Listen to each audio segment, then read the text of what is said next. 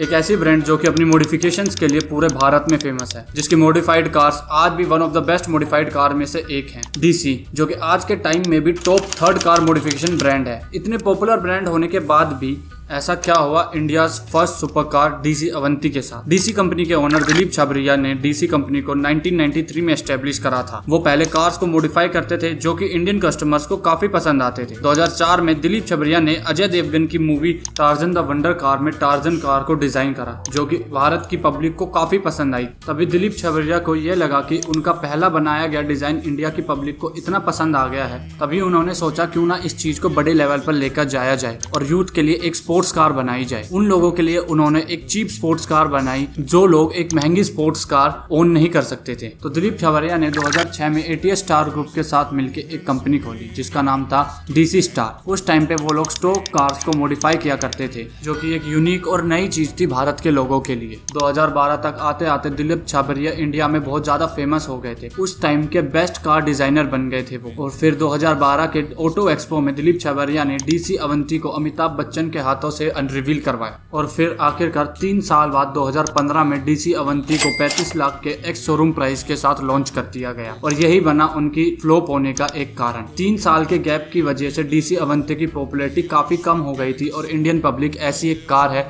इस चीज को भूल भी गई थी। डीसी अवंती के अंदर रेनॉल्ट का 2 litre petrol turbocharge engine use करा जाता था, जो कि 250 bhp की पावर और 340 Nm का टॉर्क प्रोड्यूस करता था, जो कि एक स्पोर्ट्स कार के हिसाब से काफी कम था। 2 लीटर इंजन होने की वजह से एग्जॉस्ट साउंड भी काफी कम हुआ करती थी। अब आप ही सोचिए, आपके सामने कोई सुपर कार या फिर स्पोर्ट्स कार का नाम ले तो आपके माइंड में कुछ इस तरह की एग्जॉस्ट की साउंड आएगी,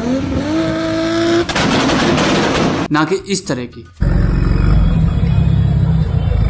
ये तो ऐसा लग रहा है जैसे कि किसी ने वैक्यूम क्लीनर स्टार्ट कर दिया हो। और अगर बात करें प्रैक्टिकलिटी के नाम पर डीसी अवंती बस 170 mm का ग्राउंड क्लियरेंस प्रोवाइड करती थी। इंटीरियर में केवल हार्ड प्लास्टिक का यूज किया जाता था, जिसकी वजह से ना कोई कंफर्ट मिलता था और फिनिशिंग तो आप भूल ही जाइए। अगर कोई इंडियन 35 लाख रुपए की कोई सुपर कार खरीद रहा है तो इसका मतलब ये है कि वो उसे डेली ड्राइव करेगा या फिर हफ्ते में कम से कम 3 दिन तो चलाएगा ही, क्योंकि वो कोई 3-4 करोड़ की लैम्बोर्गिनी तो है नहीं जो गराज में खड़ी रहे। फिनिशिंग और कंफर्ट डीसी अवंती के फ्लॉप होने का दूसरा सबसे बड़ा कारण था। और अगर बात करें एवरेज की तो डीसी अवंती 10 kmpl की एवरेज क्लेम किया करती थी। तीसरा सबसे बड़ा कारण था service centres. DC Avanti all over India बिका करती थी पर उसका सर्विस सेंटर कहीं भी नहीं था, तो लोकल मैकेनिक से उसकी सर्विस करवानी पड़ती थी, जिसकी वजह से इंडियन कंज्यूमर्स को काफी परेशानी होती थी। यही कुछ रीजंस थे जिसकी वजह से India's first super car flop हुई। और अगर आपको जानना है कि डीसी अवंती डिसकंटिन्यू क्यों हुई और दिलीप छाबरिया ने इंडिया के ऑटोमोबाइल इंडस्ट्री में सबसे बड़ा फ्रॉड कैसे करा, तो कमेंट में जरूर बताना।